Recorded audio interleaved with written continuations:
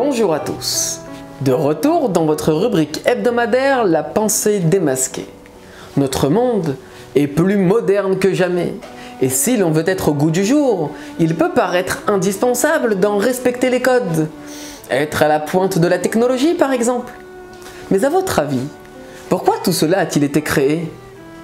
Dans la paracha de cette semaine, Ekev, Moshe rappelle au peuple juif le fâcheux épisode de la faute du veau d'or.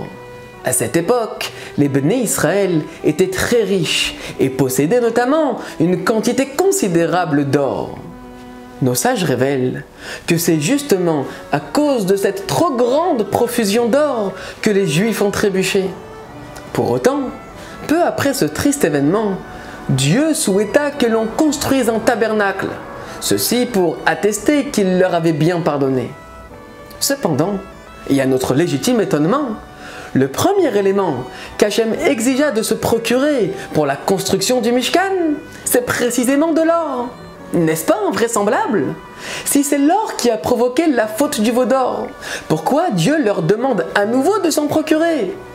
Ne devrait-il pas au contraire s'en éloigner?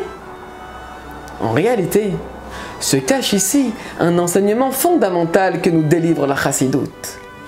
Il faut savoir qu'à l'origine, Dieu voulut résider dans un monde matériel, et c'est avec cet objectif qu'il le créa. Par conséquent, notre mission consiste à exploiter toute la matière dont nous disposons, la raffiner et l'élever à travers l'accomplissement de tous les commandements, les mitzvot. Or, Hachem nous a donné le libre arbitre.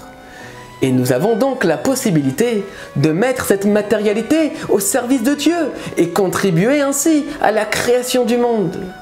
Mais en revanche, dans le cas inverse, nous pourrions chas v'shalom l'obscurcir. C'est le cas entre autres des réseaux sociaux et Internet en général. Il est tout à fait possible de s'en servir pour partager la pensée démasquée par exemple, et bien entendu pour diffuser la Torah sans limite. Et à travers cette même plateforme, l'on peut également avoir accès à tout ce dont on se passerait bien. C'est pour cela que Dieu a souhaité que son Mishkan soit fait d'or, pour nous enseigner que nous devons faire usage de l'or comme de tout le bien que Dieu a créé sur terre, mais à condition qu'on en fasse bon usage. Shabbat Shalom et à la semaine prochaine.